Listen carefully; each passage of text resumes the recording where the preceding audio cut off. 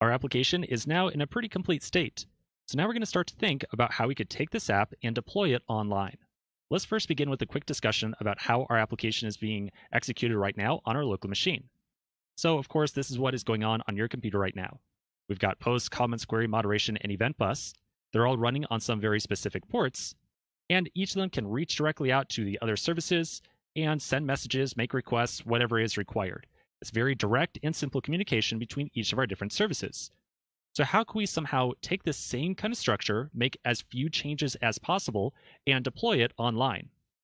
Well, a very easy way to do this would be to go out to DigitalOcean or AWS, Microsoft Azure, whoever else, and rent a virtual machine. Once we get that virtual machine, we could transfer all of our services over to it. Like when I say transfer, I really just mean copy our source code and then run each of these services in the exact same way that we are doing right now. So we can have all the services communicating with each other by reaching out directly over localhost and trying to access port 4000, 4001, and so on. So this would definitely work, without a doubt. But as we start to really think through this scenario and think about how we would grow our application in the future, well, life starts to get a little bit more challenging. Let me show you what I mean. Let's imagine for a second that our comment service right here is starting to become really overburdened. Maybe we have a tremendous number of users coming into our application and trying to create comments.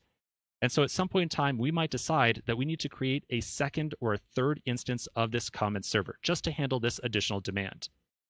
A very easy way to do that would be to say, on the same virtual machine, let's create 2 new copies of that comment service. So now we've got the original copy right here and 2 more over here. Whenever someone tries to create a comment, we can then load balance between these 3 different services. When I say load balance, I essentially mean just randomize which server their incoming request goes to. Now, there's a couple of challenges with this approach. First off, these additional copies of the comment service would have to be allocated some new port on this machine. So maybe we would have port 4006 and 4007 right there. That's relevant because remember, our event bus needs to know the exact IP address and port of all the different services that it's going to send events to. So in other words, as soon as we create these additional copies of the comment service over here, we would have to open up our event bus code. And as a matter of fact, I can do that right now. Here's my event bus index.js file. We would have to find where we tried to take an event and send it off to all these other running services.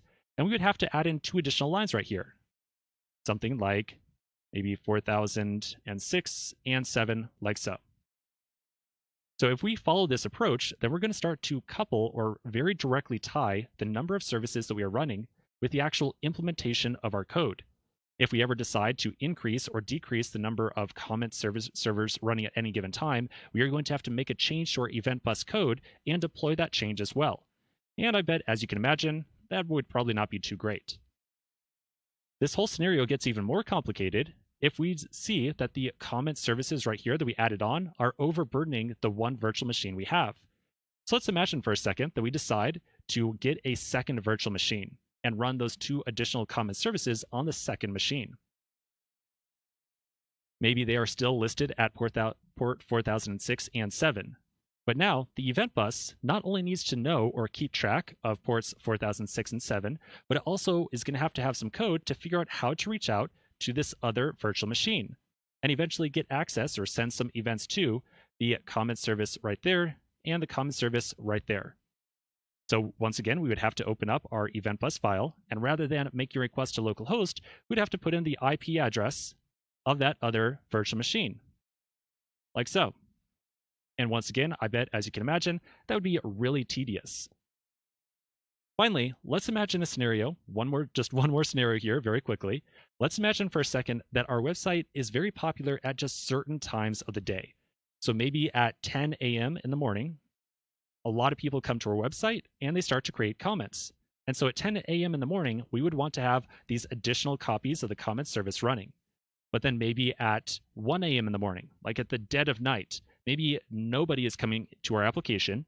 And so in order to save money on our hosting fees, we might decide at 1 a.m. to temporarily shut down this second virtual machine and just say, hey, no one's coming to our website. We don't need those additional copies of the common service. So let's just temporarily turn all that stuff off.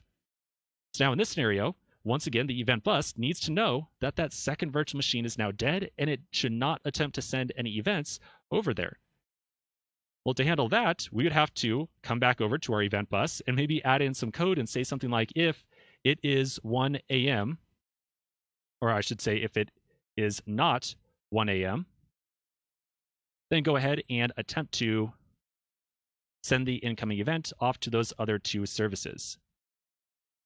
And once again, as I'm sure you can imagine, this is definitely not something we would ever want to write out right here. We would never want to say, oh, well, if it's a certain time of the day, let's try making a request over to these additional copies.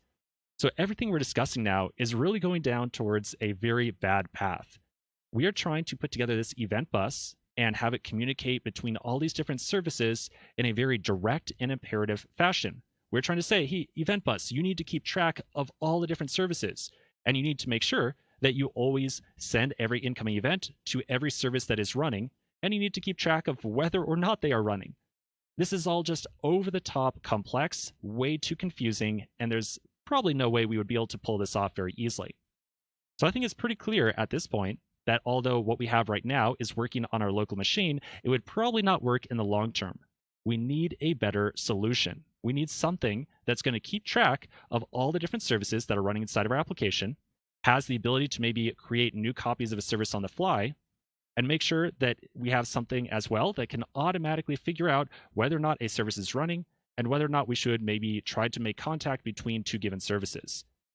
So this is all going to lead us into a really big discussion in this section in all the next coming videos around two big open source technologies called Docker and Kubernetes. So we're going to take a pause right here. We're going to come back next video and have a quick discussion on Docker. We're going to get a little bit more familiar with it and then do the same thing with Kubernetes